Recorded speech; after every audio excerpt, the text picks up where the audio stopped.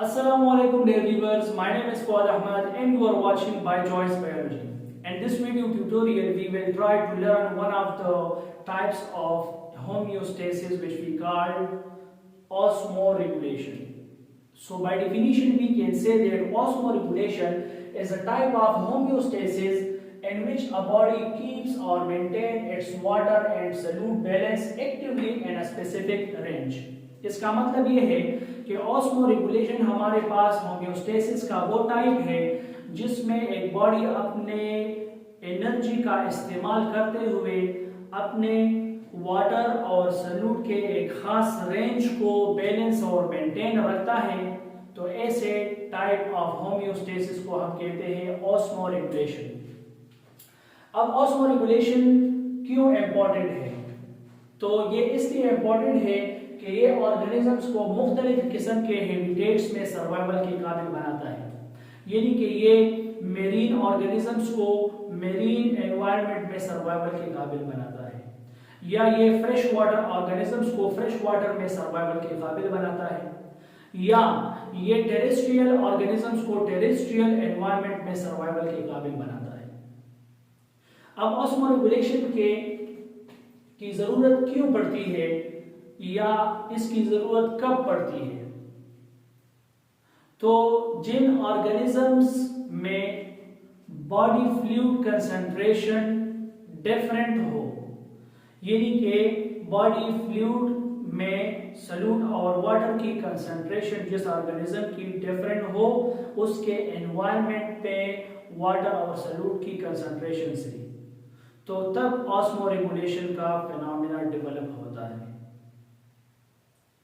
तो इसी concentration difference की वजह से बायोलॉजी में 3 नाम दिए गए हैं on the basis of their solute concentration. तो फर्स्ट टाइप हमारे पास है हाइपरटोनिक सॉल्यूशन या एनवायरनमेंट।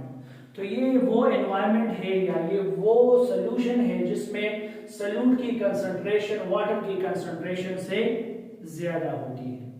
तो अगर हम इसको एक एग्जांपल से जान ले, तो अगर हमने एक बीकर लिया हुआ है और इसमें हमने एक सॉल्यूशन लिया है जो कि हाइपरटोनिक सॉल्यूशन है, यानी इस सॉल्यूशन में सॉल्यूट कंसंट्रेशन वाटर की कंसंट्रेशन के मुकाबले में ज्यादा है, और हम इसमें एक सेल को प्लेस करें जिसकी सॉल्यूट कंसंट्रेशन वो कम है और वाटर की कंसंट्रेशन वो ज्यादा है। तो यहां पर सेल का एनवायरनमेंट इसके सॉल्यूशन के मुताबिक हाइपोटोनिक सॉल्यूशन है। तो यहां पर हमने एक रूल पढ़ना है कि water always move from hypotonic solution to hypertonic solution. तो इस केस में सेल के वाटर की कंसंट्रेशन ज्यादा है और यहां पर सॉल्यूशन में वाटर की कंसंट्रेशन सॉल्यूट के मुकाबले में कम है। So as we have learned that water will always move from hypotonic solution towards the hypertonic solution. So in this case the water will comes out of the cell and the cell will become shrink if it is an animal cell, और अगर ये plant cell हुआ तो ये plasmolysed cell कहलाएगा। इसी तरह से अगर हम एक और एनवायरनमेंट या एक और सॉल्यूशन की बात करें जिसमें सॉल्यूट कंसंट्रेशन वाटर कंसंट्रेशन के मुकाबले में कम हो, तो ऐसे टाइप ऑफ एनवायरनमेंट या सॉल्यूशन को हम कहेंगे हाइपोटोनिक सॉल्यूशन। सो हाइपोटोनिक सॉल्यूशन के केस में अगर हम यहां पर एक एग्जांपल पर गौर करें, तो अगर हमने एक सॉल्यूशन बीकर में लिया है और वो सॉल्यूशन है हाइपोटोनिक, यानी कि उसमें सॉल्यूट की कंसंट्रेशन कम है वाटर की कंसंट्रेशन ज्यादा है, और इसमें हमने एक सेल रखा जिसकी सॉल्यूट कंसंट्रेशन ज्यादा है और वाटर की कंसंट्रेशन कम है। तो इस केस में सेल का एनवायरनमेंट या सेल का जो सॉल्यूशन है वो हमारे पास होगा हाइपरटोनिक, और इसके इर्द गिर्द जो सोल्यूशन है हमारे पास होगा हाइपोटोनिक। तो इस केस में हाइपोटोनिक एनवायरनमेंट से यानी कि हाइपोटोनिक सोल्यूशन से water will get enter into the cell and the cell will become turgid in case of plant cell, और अगर ये हमारे पास एनिमल सेल हुआ the cell will burst, ये फट जाएगा। अब आते हैं एक तीसरे टर्म की तरफ जिसमें हम एक दो ऐसे एनवायरनमेंट या सॉल्यूशंस लेते हैं जिनकी कंसंट्रेशन एग्जैक्टली सेम हो, हाँ वो वाटर की हो या सॉल्यूट की हो, दोनों की कंसंट्रेशन वो सेम होगी। तो ऐसे टाइप ऑफ दो सॉल्यूशंस या एनवायरनमेंट को हम कहेंगे आइसोटोनिक सॉल्यूशन। अगर यहां पर हम इसको एक एग्जांपल से जान लें तो अगर एक सेल को हमने रखा हुआ है, इस सेल की कंसंट्रेशन लेट से हम कहते हैं कि 30 मिली ऑस्मोल है, तो इसके इर्द गिर्द जो सॉल्यूशन हमने डाला हुआ है इसकी भी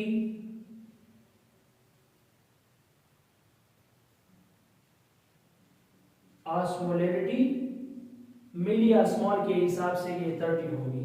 तो दोनों के सॉल्यूशन के कंसंट्रेशन, दोनों सॉल्यूशंस मतलब सेल और बाहर के सॉल्यूशन की कंसंट्रेशन एक जैसी है, तो यहां पर हमारे पास नेट मोमेंट ऑफ वाटर 0 होगा।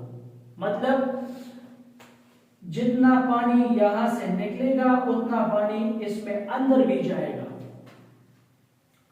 सो अगर हम इस इफेक्ट को वैल्यूज में डिनोट करें तो net moment of water in this case will be 0। तो ये सॉल्यूट कंसंट्रेशन के बेस पर हमारे पास कुछ टर्मिनोलॉजीज थी जिसको हमने यहां पर आपके सामने पेश किया है। अब आते हैं osmo regulators and different environments की तरफ। तो सबसे पहले ये जानते हैं कि ऑस्मो रेगुलेटर्स कौन है। ऑस्मो रेगुलेटर्स हमारे पास या तो ये एनिमल्स हैं या ये प्लांट्स हैं या कोई और ऑर्गेनिज्म है जो अपने बॉडी के एनर्जी को इस्तेमाल करते हैं और अपने एक खास मिकदार के वाटर और सॉल्यूट कंसंट्रेशन को बैलेंस या मेंटेन करते हैं।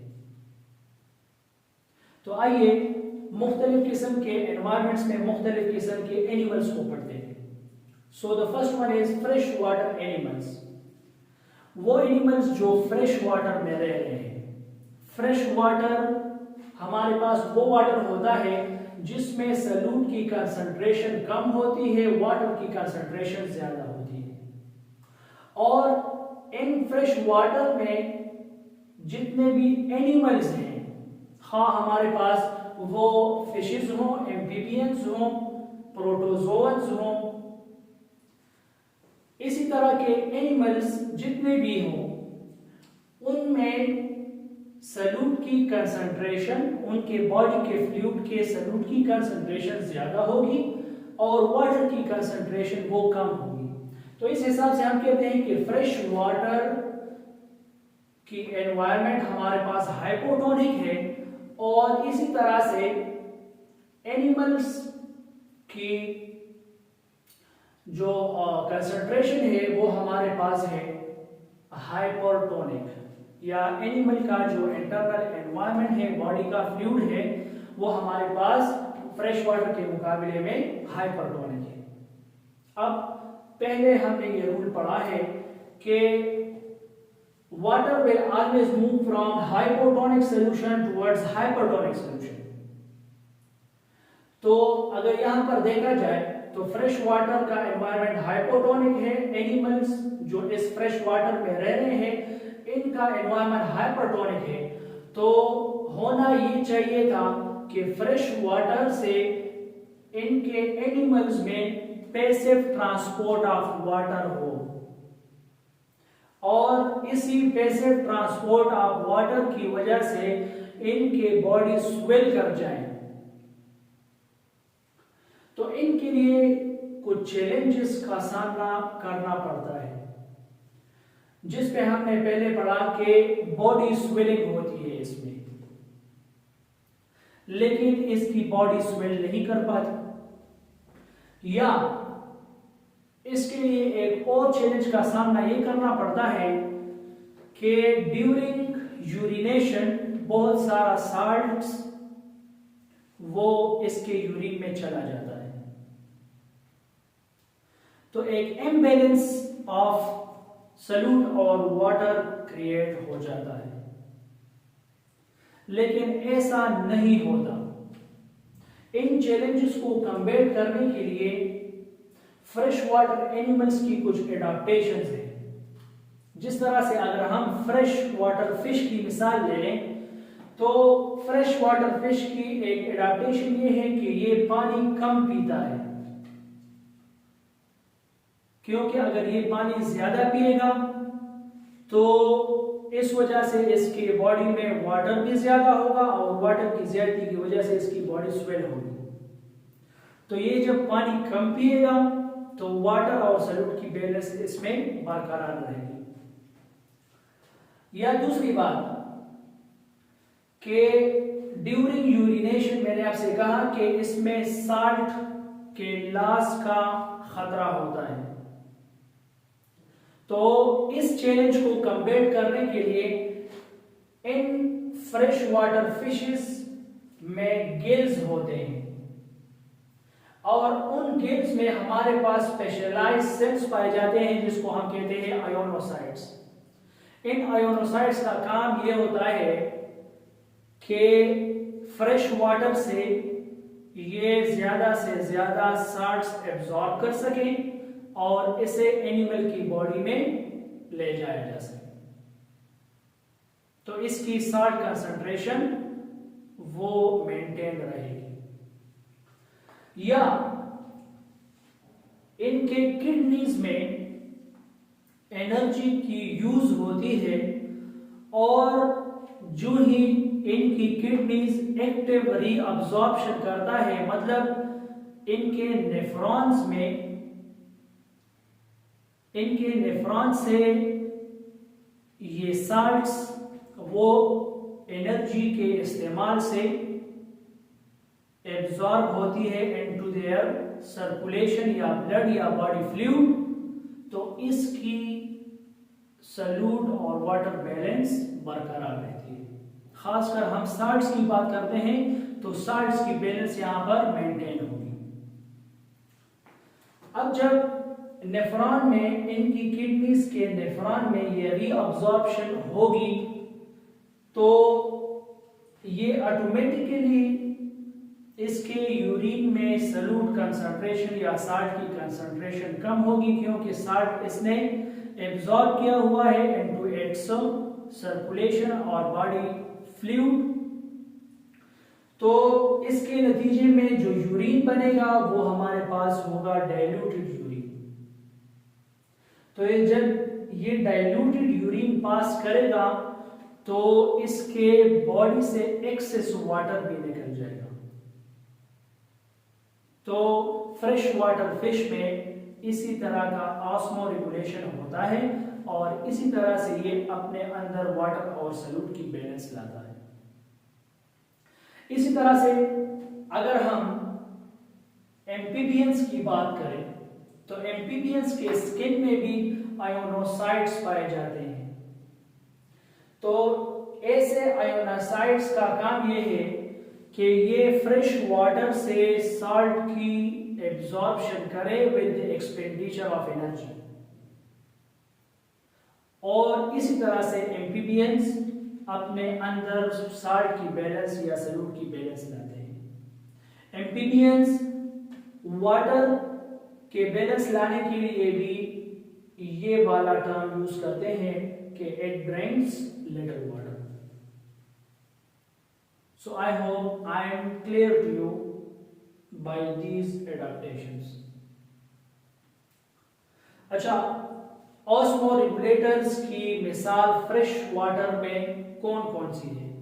So it contains fresh water fishes, freshwater amphibians, freshwater protozoan including amoeba and paramecium, freshwater reptiles, freshwater birds and even mammals.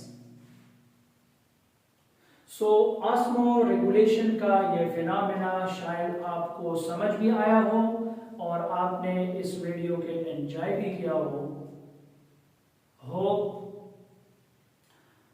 you will get more videos like this if you subscribe my channel and share it to others. Thank you very much. Allah Hafiz.